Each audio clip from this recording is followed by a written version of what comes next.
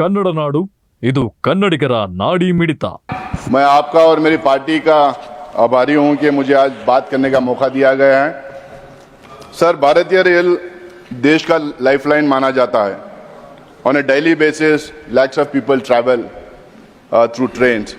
इसके ऊपर पता नहीं कितने कहानियाँ लिखे हैं, कितने फिल्में बने हैं, कितने गाने बने हैं, कितने पोएम्स लिखे गए हैं. मैं भी एक पॉलिटिकल एक्टिविस्ट होने के नाते कई बार ट्रेन से ट्रैवल किया हूं और बहुत करीब से इसको जाना हूं. सर, देश में हर गरीब व्यक्ति के अगर कोई साधन है तो रेलवे से. अब आप देखेंगे होली के त्यौहार पे, रमज़ान आ रहा है, रमज़ान के त्यौहार पे कितने लोग अपने अपने घर जाने की कोशिश करेंगे, ट्रेन से ट्रैवल करेंगे. लेकिन ये देखा गया है कि हर टाइम जब त्यौहार आता है तो स्पेशल ट्रेन्स लगाए जाते हैं जो हमारे देश का पॉपुलेशन के नीड्स के लिए एड्रेस करने के लिए स्पेशल ट्रेन्स लगाए जाते हैं. मैं ये जानना चाहता हूं, क्या हमारी देश के पॉपुलेशन के हिसाब से कोई स्ट्रैटेजी बन रही है कि हमारे पॉपुलेशन के नीड्स को केटर करने के लिए उस तरीके की सुविधाएं दें. सर, बीते 11 साल से लगातार ये सरकार काफ़ी मार्केटिंग कर रही है. पुराने काम काज जो यूपीए के ज़माने में शुरू हुए थे उसको चमक दमक बढ़ाकर बताने का काम इन्होंने किया है.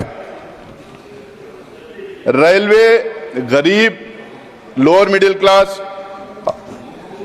की पहुंच से बाहर होते जा रही है. कंफर्म टिकट्स नहीं मिलते हैं. रेलवे एक्सीडेंट्स लगातार बढ़ते जा रहे हैं. Passengers specially poor and lower middle class की सेफ्टी और सिक्योरिटी की तरफ कोई ध्यान नहीं दिया जा रहा है. सर, कुछ प्रीमियम ट्रेन्स को सरकार अपने एडवर्टाइजमेंट का एक तरीका बना लिया है. उसके एक्सपेंस पे पूरा रेल नेटवर्क सफर कर रहा है. यहाँ तक कि प्रधानमंत्री के सेल्फी बूथ्स पे काफी पैसा रेलवे स्टेशनों पे खर्च किया जा रहा है. I think instead of such advertisements and vanity projects, the government needs to address the fundamental issues that are being faced by the railways today, sir. आपको पता होगा सर, 2 जून 2023 को ओडिशा के बालासोर में किस तरह की दुर्घटना हुई थी. 275 लोगों से ज्यादा लोग उसमें जान गंवाई थी. पहले सुना गया था कि कोई अगर रेल का एक्सीडेंट होता है तो मंत्री रिजाइन कर देता है, लेकिन यहाँ पे रेल के एक्सीडेंट लगातार होते जा रहे हैं. रेलवे में sir sanction post 14.74 lakh sanction post हैं. उसमें 3 लाख से ज्यादा वेकेंट हैं. उसमें 1.5 लाख से ज्यादा स्पेशली क्रिटिकल फॉर सेफ्टी जो पोजीशंस हैं वो वेकेंट हैं. इसी की वजह से ये हादसे लगातार होते जा रहे हैं. Sir, new Delhi railway station पे जो सबसे मॉडर्न रेलवे स्टेशन माना जाता है, उस पे 15 फरवरी 2025 को क्या हुआ आपको पता है? 18 लोग मारे गए. जिम्मेदार लोग जो रेलवे मिनिस्ट्री के थे ट्वीट करते जा रहे थे, उसको एक अफवाह बताते जा रहे थे. लेकिन वहां के वहां ना पुलिस थी, ना रेस्क्यू टीम थी, ना रेलवे ऑफिशियल्स थे. वहां के पुलिस ने कई लोगों को सेफ्टी से तक पहुंचाने की कोशिश की. हमारे नेता राहुल गांधी जी जाके वो जो पुलिस जो मदद किए थे उनको मिलने का काम किया, उनको साथ देने का काम किया. रेल मिनिस्टर 27 फरवरी 2025 को कहा था कि महाकुंभ के लिए 13,000 स्पेशल ट्रेन का आयोजन किया गया है, जिसमें 16,000 ट्रेन को वहां पे चलाया गया है. लेकिन दूसरी तरफ यूपी की सरकार कहती है कि 63 करोड़ लोग महाकुंभ में गए थे. अगर 63 करोड़ लोग महाकुंभ में गए थे और सिर्फ 16,000 ट्रेन चले थे, इसका मतलब 5% लोगों के लिए 4.5 करोड़ 5 करोड़ लोगों के लिए रेल की सुविधाएं हुई थी. बाकी के लोगों के लिए सुविधाएं क्यों नहीं की गई थी? Sir, I come from the state of Karnataka. उसमें भी कल्याण कर्नाटका और बल्लारी से आता हूं सर. हमारा एक बैकवर्ड इलाका है, जिस इलाके को हमारे एलओपी मल्लिकार्जुन खड़गे साहब और के इनिशिएटिव से सोनिया गांधी जी के एफर्ट से आर्टिकल 371 दिया गया. उस इलाके में बहुत सारे रेलवे प्रोजेक्ट्स अभी भी पेंडिंग है. ये इश्यूज में बहुत सारे टाइम रेलवे मिनिस्टर के साथ रेस किया हूं, मैंने चिट्ठियां लिखा था, रेलवे ऑफिसर्स को बोला हूं, मीटिंग्स में गया हूं, वहां पे इश्यूज रेस किया हूं, चाहे वो स्टेशन अपग्रेडेशन के हो, रेलवे ओवर ब्रिजेस के हो, एलिवेटर्स के हो, न्यू लाइंस के हो, लेकिन कोई सुनवाई होती नहीं। एक लाइन का एक्नॉलेजमेंट आता है कि आपकी चिट्ठी मिल गई, लेकिन उसके ऊपर काम नहीं होता है।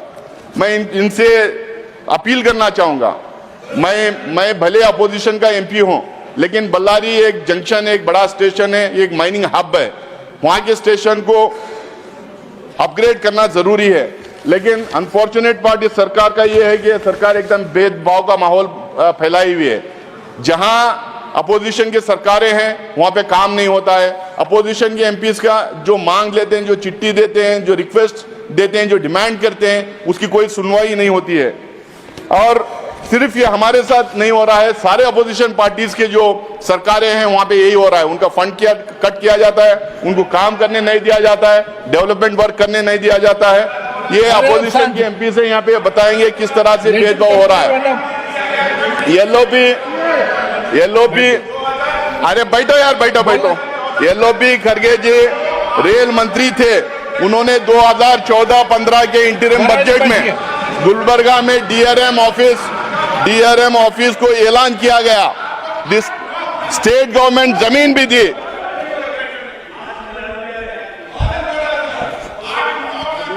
सर, येलोपी खड़गे जी रेल मंत्री थे 2014-15 के इंटरिम बजट में गुलबर्गा के लिए डीआरएम ऑफिस का ऐलान किया था। स्टेट गवर्नमेंट जमीन भी दी थी, बजट अलोकेशन भी हुआ था, लेकिन उसका काम आज तक शुरू नहीं हुआ।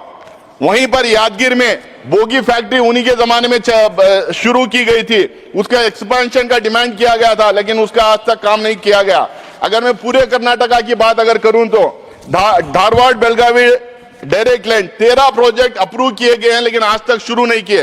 Dharwad Belagavi direct rail line, Gadag Belagavi rail line, Hubli Ankola rail project, Shivamogga Shikaripur Ranebennur project, Hubli Sirsi Talaguppa rail line, Davanagere Tumkur rail project, और उसके साथ में साथ मैंगलोर जो पलक्कड़ डिवीजन में पड़ता है, जो 75% से ज्यादा मैंगलोर रेलवे स्टेशन से मैंगलोर एरिया से जो 75% से ज्यादा रेवेन्यू आता है, उसकी अपग्रेडेशन की मांग लगातार कर रहे हैं, लेकिन वहां पे अपग्रेडेशन कोई हुआ नहीं अभी तक।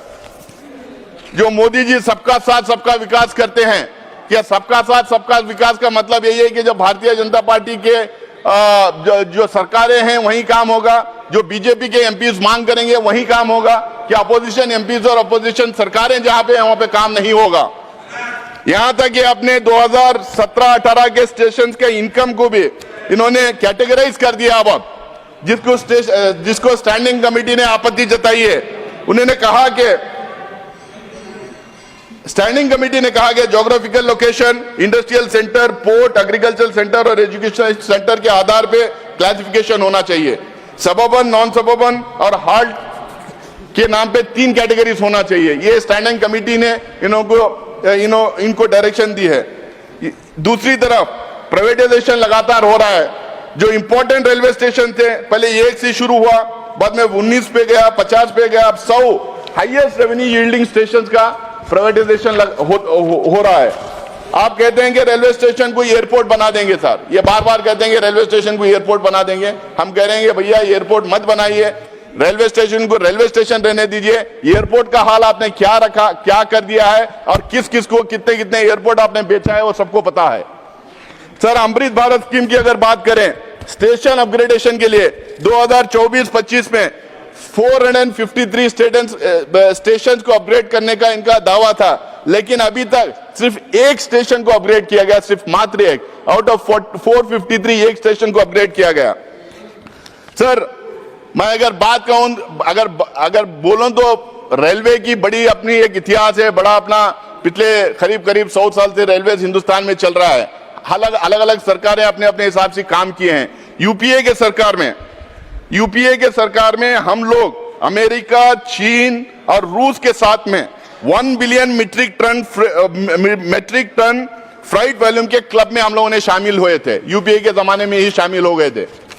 उसके साथ में खड़गे जी के मंत्री काल में मोबाइल टिकट रिजर्वेशन के साथ में उधमपुर कटरा जैसे तमाम कॉम्प्लेक्स रेलवे प्रोजेक्ट का काम हमने पूरा कर लिया था। यूपीए सरकार में रेल हिस्ट्री की सबसे कठिन पीर पंजल टनल बनी थी। 2013 में बनिहाल काजीगुंड रेल सर्विस का उद्घाटन हुआ था, जिसमें मनमोहन सिंह जी, सोनिया जी, खड़गे जी और आपके जो वहां के चीफ मिनिस्टर ओमर अब्दुल्ला हैं वो भी उसमें शामिल थे। कटरा में मोदी साहब ने 2014 में जिस रेल प्रोजेक्ट का उद्घाटन किया था वो भी कांग्रेस के जमाने में ही बना था। लेकिन ये लोगों ने क्या किया, आपने तो रेल बजट खत्म किया, बेहतर एडमिनिस्ट्रेशन के नाम पे स्ट्रक्चर बदला, रेलवे के इंटरनल रिसोर्सेज लगातार गिरते जा रहे हैं, ऑपरेशनल कॉस्ट लगातार बढ़ते जा रहे हैं। ऑपरेटिंग रेशियो इस साल का सर ऑपरेटिंग रेशियो 98.43 है, यानी कि हर 100 रुपए पे 1.5 रुपए की कमाई होगी। यूपीए के जमाने में हर 100 रुपए के इन्वेस्टमेंट में 10 रुपए से ज्यादा कमाई हुआ करती थी, लेकिन अब 1.5 रुपए की कमाई होने जा रही है। रेलवे बजट में को अब सरकारी खजाने से सपोर्ट किया जा रहा है सर। स्टैंडिंग कमेटी के लेटेस्ट रिपोर्ट में उन्होंने कहा है कि सरकारी सपोर्ट से ज्यादा आप लोगों को दूसरे सोर्सेस को ढूंढना चाहिए, खासकर पीपीपी मॉडल को तरफ देखना चाहिए करके स्टैंडिंग कमेटी का इनको डायरेक्शन गया है। CAG in June 2023 highlighted massive irregularities in the utilisation of money under the rail safety fund sir. वहां पे कहा गया है कि Indian railway spent extravagantly on foot massagers, crockery, furniture, car rentals, laptops etcetera from the Rashtriya Rail Sanraksha Kosh sir. Shortfalls of 30 to 100% in inspection by track recording cars with track machines left idle.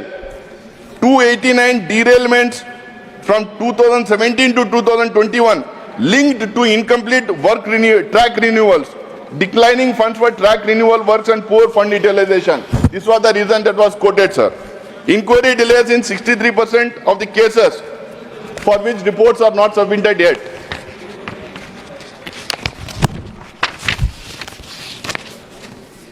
Sir रफ्तार की अगर बात करें तो sir आज भी हिंदुस्तान में राजधानी और शताब्दी के रफ्तार के बारे में बात की जाती। ये कांग्रेस के जमाने में शुरू किए गए थे। इनकी रफ्तार का इनके बहुत अपना नाम कमाया और बड़ी लंबी सफर भी ये 2 गाड़ियां अब तक तय किए हैं सर। लेकिन 2004 के बाद mail express 51.1 kilometre per hour की स्पीड से चल रही है, passenger rail 35.1 kilometre per hour की स्पीड से चल रही है, goods rail 23.6 kilometre per hour के स्पीड से चल रही है। And the much hyped Vande Bharat sir, जिसके बारे में कहा गया था 160 से 180 किलोमीटर पर आवर के स्पीड से चलेगी, एक्चुअल में 60-70 किलोमीटर पर आवर के स्पीड से चल रही है। ये इनकी रफ्तार की गति है, जो बार बार क्लेम करते हैं कि इनकी रफ्तार बढ़ा दी सर 95% से ज्यादा लोग suburban, general and mail service train में और खासकर नॉन एसी कोचेस में चलते हैं सर।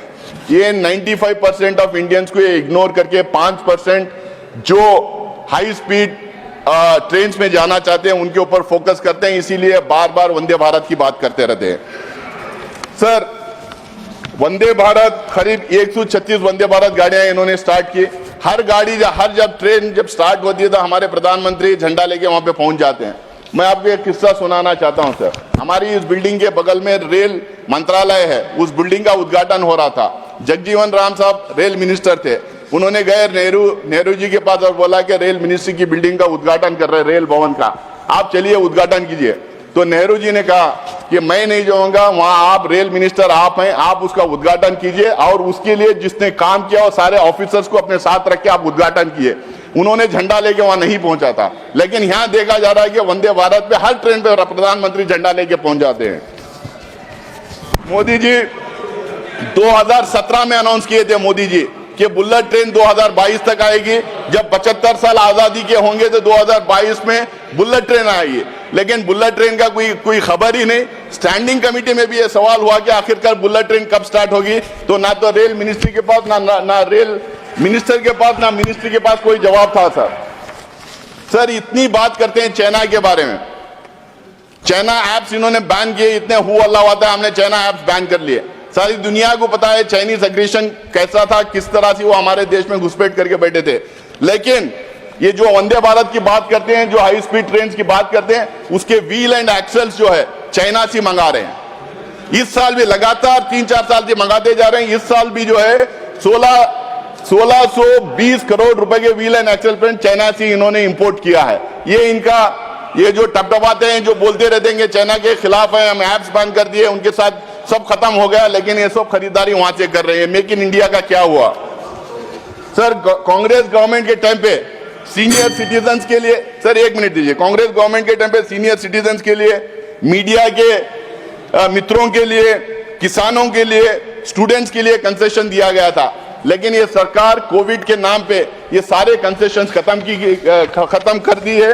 मैं इस सरकार से और खासकर मंत्री से अपील करना चाहूंगा कि हमारे मीडिया के मित्रों को, सीनियर सिटीजन्स को, एक्स सर्विसमैन को, किसानों को, इनके सारे जितने कंसेशन से खत्म किए हैं फिर से बहाल करें। सर आप आगे यहाँ बैठो, खत्म करो, आप उनकी बात मत सुनो। भारतीय रेल आम आदमी के लिए सबसे सस्ता, सुरक्षित और भरोसामंद साधन रहा है। ये कारोबारी के नजरिए से कभी रेल स्टार्ट नहीं किया गया था, सेवा के नजरिए से किया गया था। इसको सेवा के नजरिए से ही रखना चाहिए, इसको सेल्फ सस्टेनेबल बनाना चाहिए, इसका एक अपना विजन होना चाहिए। हमारा जो ग्रोइंग पॉपुलेशन है उसके तहत उसके नीड्स को केटर करने के लिए, उसके एक्सपेंशन के लिए एक बड़ा विजन होना चाहिए। इस बात के साथ मैं अपनी बात खत्म करता हूं।